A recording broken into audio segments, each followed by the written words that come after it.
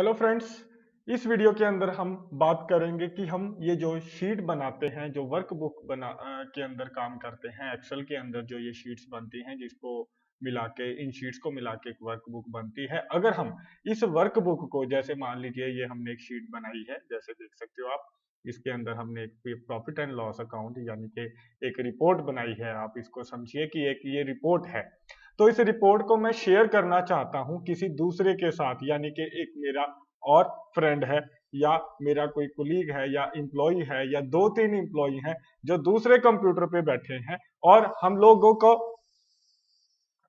ये जो शीट है वो आपस में शेयर करनी है। और हम सब जितने भी हमारे ये एम्प्लॉयज हैं या फ्रेंड्स हैं, वो इंटरनेट के जरिए या किसी तरीके से नेटवर्किंग के जरिए हमारे कंप्यूटर आपस में कनेक्टेड है। तो मैंने क्या कहा कि हमारे कुछ फ्रेंड्स हैं जिनके कंप्यूटर्स नेटवर्किंग के जरिए कनेक्टेड है, और हम आपस में इस वर्कबुक को शेयर करना चाहते हैं, यानी कि वो भी इस पी एंड एल अकाउंट को देखना चाहते हैं।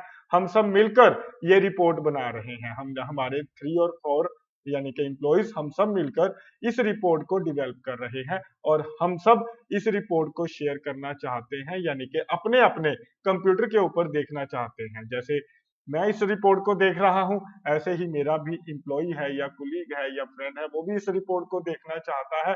और हम नेटवर्किंग के जरिए अगर कनेक्टेड हैं तो कनेक्टेड होने चाहिए। पहले इंपॉर्टेंट बात यह है कि हम आपस में कनेक्टेड होने चाहिए। अगर हम सब आपस में कंप्यूटर के जरिए कनेक्टेड है तो ये शेयर बुक ऑप्शन है, जिसके जरिए हम इस रिपोर्ट को आपस में शेयर कर सकते हैं, यानी कि हम सभी अपने अपने कंप्यूटरों के ऊपर इस रिपोर्ट को देख सकते हैं। मेरा फ्रेंड भी या एम्प्लॉय भी इस रिपोर्ट को देख सकता है। अगर मैं इस शेयर वर्कबुक के अंदर जाऊंगा, जैसे ही आप इस ऑप्शन को ऑन करोगे, इसके बाद आपने एडिट के अंदर ये जो एडिट ऑप्शन है, यहाँ पे पहली ऑप्शन है allow changes by more than one user at a same time, कि एट ए टाइम इस रिपोर्ट के अंदर बहुत सारे यूजर चेंजेस कर सकते हैं, यानी कि मेरा जो फ्रेंड है या एम्प्लॉय है, वो भी इस रिपोर्ट को देख भी सकता है और इसके अंदर चेंजेस भी कर सकता है। और उसका नाम, जैसे ही हम इस शेयर वर्कबुक को सिलेक्ट करेंगे, और उसका नाम जितने भी हमारे एम्प्लॉयज होंगे, जैसे ये स्वास्तिक देख रहे हो, डेट लिखी हुई है, टाइम लिखा हुआ है, who has this workbook open, किसने इस वर्कबुक को ओपन किया हुआ है, ये नाम लिखा हुआ है। यहाँ पे जैसे ही हम नेटवर्किंग के जरिए लिंक में आएंगे, यानी कि उनके नाम भी, मेरे मान लीजिए एक फ्रेंड है, उसके कंप्यूटर का नाम, जैसे मेरे कंप्यूटर का नाम मैंने स्वास्तिक रखा हुआ है, उसके कंप्यूटर का नाम आप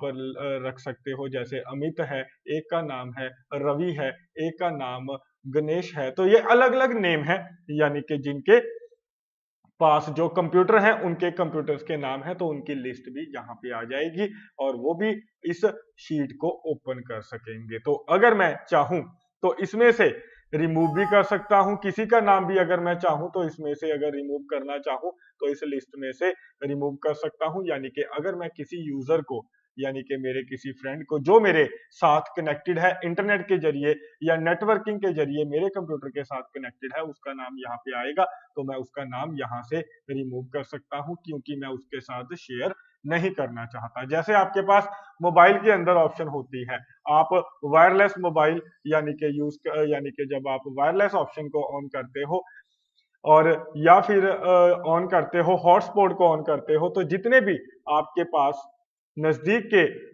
कनेक्टेड, यानी कि जिनके हॉटस्पॉट ऑन होते हैं या वायरलेस ऑप्शन ऑन होती है, आपके आसपास जितने भी फोन होते हैं उनके नाम आपके लिस्ट के अंदर आ जाते हैं, कि ये पर्सन है जो जिन्होंने अपने हॉटस्पॉट और वायरलेस, यानी कि जो फोन है वायरलेस ऑप्शन है उसको ऑन किया हुआ है। इसी तरह से जितने भी मेरे इस कंप्यूटर के साथ कनेक्टेड, आप कह सकते हो कंप्यूटर हैं, उनके नाम, उनकी लिस्ट यहाँ पे आ जाएगी। उनके साथ में अपनी इस शीट को शेयर कर सकता हूँ, यानी कि मैं भी इस शीट को देख सकता हूँ, वो भी देख सकते हैं, वो भी चेंजेस कर सकते हैं। उसके बाद इसके अंदर ये टॉगल की है एडवांस, यहाँ से आप अगर कुछ सेटिंग करना चाहते हैं वो कर सकते हैं, जैसे कि keep changes history for 30 days.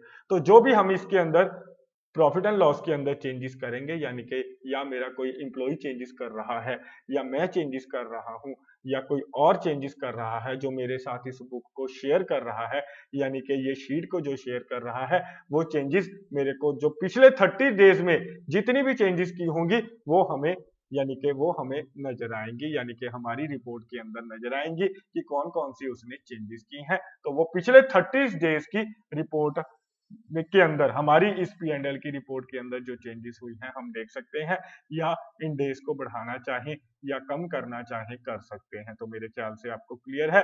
और अगर आप चाहते हो do not keep the change history, कि अगर हम इसके अंदर कोई चेंजेस करते हैं उस हिस्ट्री को रिकॉर्ड ना करें कि किसने क्या क्या चेंजेस की हैं, यानी कि ये हमें बताएगा कि किसने क्या क्या चेंजेस की हैं। अगर मान लीजिए मेरे किसी इंप्लॉय ने इस रिपोर्ट के अंदर कोई चेंजेस की है, तो वो कंप्यूटर हमारा बताएगा कि किस इंप्लॉय ने किस डेट को कितने बजे क्या चेंजेस की हैं। तो ये सारी रिपोर्ट हमें बताएगा। अगर हम ये नहीं जानना चाहते तो आप डू नॉट कीप चेंज पे क्लिक कर सकते हो। अगर आप ये जानना चाहते हो फिर आपको ये सिलेक्ट करना पड़ेगा कि आपको कितने पिछले 20 डेज की रिपोर्ट देखनी है, जो चेंजेस की गई है पिछले 20 डेज में या 30 डेज में, तो आप यहाँ से सिलेक्ट कर सकते हो। अपडेट चेंजेस, अगर आप चाहते हो कि जो भी इसके अंदर फाइल के अंदर चेंजेस की गई हो मेरे द्वारा या मेरे इंप्लॉय के द्वारा या फ्रेंड के द्वारा जो मेरे साथ ये शेयर कर रहा है, जब वो सेव कर दे तब ये चेंजेस सेव हो जाएं। जैसे मान लीजिए मैं इसके अंदर कोई अमाउंट बदल देता हूं या मेरा कोई इंप्लॉय है वो अमाउंट बदल देता है, अगर वो सेव करेगा तो इस रिपोर्ट के अंदर वो चेंजेस सेव हो जाएंगी।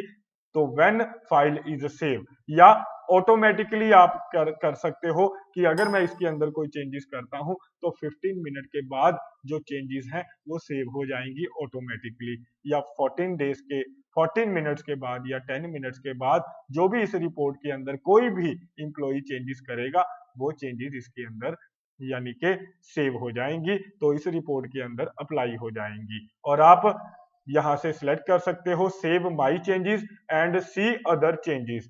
तो आप ऐसे कर सकते हो कि वो मेरी चेंजेस को तो सेव कर दे, लेकिन मैं दूसरे की चेंजेस को पहले देखना चाहता हूं सेव करने से पहले। तो आप इस ऑप्शन को सिलेक्ट कर सकते हैं कि जो भी चेंजेस हो, अगर मैं चेंजेस करूं तो वो 10 मिनट बाद सेव हो जाए, अगर कोई दूसरा चेंजेस करे तो वो पहले मुझे क्या करेगा, दिखाएगा, और फिर मैं उसको सेव कर सकता हूं। और या just see the other user changes, या मुझे हर 10 मिनट के बाद ये क्या करे, दूसरों ने जो चेंजेस की हैं वो मुझे दिखाएगा कि क्या दूसरों ने चेंजेस की हैं। तो इस तरीके से आप इस ऑप्शन को सिलेक्ट कर सकते हो कि मेरी चेंजेस वो सेव कर दे और 10 मिनट बाद दूसरे की चेंजेस मेरे को दिखाए, या हर 10 मिनट बाद मेरे को दूसरे की चेंजेस दिखाए।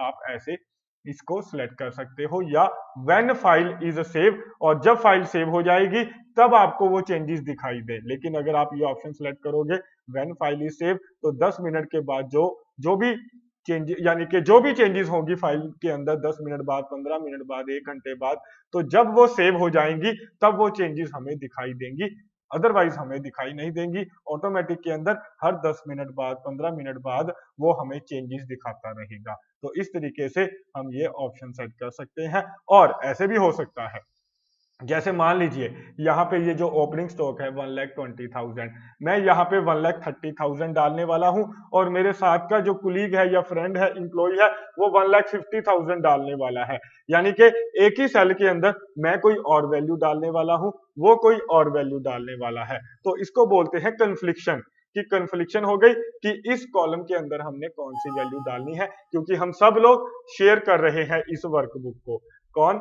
मैं भी शेयर कर रहा हूं, मेरा कुलीग, फ्रेंड या जो भी इंप्लॉय है वो भी शेयर कर रहा है। अगर वैल्यूज में कंफ्लिक्शन होती है कि इसमें सेल में कितनी वैल्यू आनी चाहिए, तो ये ask me which change win, तो ये हमें पूछेगा पहले, जब भी वो भी चेंजेस करने की कोशिश करेगा, हम भी चेंजेस करने की कोशिश करेंगे, तो यहाँ पे हमें मैसेज आ जाएगा कि वो कितनी वैल्यू डालना चाहता है, हम कितनी वैल्यू डालना चाहते हैं। तो उससे पहले मैसेज आएगा, फिर आपस में सेटलमेंट हो जाएगी कि इसके अंदर वैल्यू आनी कितनी चाहिए। जैसे मैं ओपनिंग स्टॉक डालना चाहता हूँ 130 और वो डालना चाहता है 150, उसी समय हमारी स्क्रीन पे मैसेज आएगा और हम डिसाइड कर लेंगे आपस में कितनी वैल्यू आनी चाहिए। या फिर द चेंजेस बीइंग सेव, कि मान लीजिए मैं यहाँ पे 150 लिखकर सेव कर देता हूं तो मेरी चेंजेस सेव हो जाएंगी। अगर मैं यहाँ पे उसने मेरे फ्रेंड ने या कुलीग ने यहाँ पे 2 लाख लिख दिया और सेव कर दिया तो उसकी चेंजेस सेव हो जाएंगी। यानी कि अमाउंट डालने के बाद जो सेव करेगा उसकी चेंजेस सेव हो जाए, तो ऐसा कर सकते हैं हम। या वो सेव करने से पहले अगर मैं कुछ और वैल्यू डालना चाहता हूं, वो कुछ और डालना चाहता है, तो वो हमें मैसेज देगा, तो हम डिसाइड करेंगे कि कौन सी वैल्यू आनी चाहिए। और लास्ट ऑप्शन है कि अगर हमने प्रिंटिंग सेटिंग, ये फिल्टर सेटिंग की ऑप्शन अपने कुलीग को या फ्रेंड को प्रोवाइड करनी है कि वो प्रिंटिंग सेटिंग भी चेंज कर सकें इस शीट की, और फिल्टर ऑप्शन भी इसकी सेटिंग कर सके, तो आप इनको टिक रख सकते हो। अगर आप अनटिक कर दोगे तो आपके जो शेयर कर रहे हैं इस वर्कबुक को, यानी कि फ्रेंड या एम्प्लॉय, तो वो ना तो फिल्टर का यूज कर पाएंगे ना ही प्रिंटिंग ऑप्शन का यूज कर पाएंगे। लेकिन अगर हम टिक कर देंगे तो वो प्रिंटिंग की भी सेटिंग कर सकते हैं, फिल्टर की भी सेटिंग कर सकते हैं। तो इस तरीके से हम अपनी वर्कबुक को शेयर करते हैं। यानी कि अगर हमारे इंप्लॉइज या हमारे फ्रेंड एक ही कंप्यूटर से हम कनेक्टेड हैं, उसके पास जो कंप्यूटर है, मेरे पास जो है, हम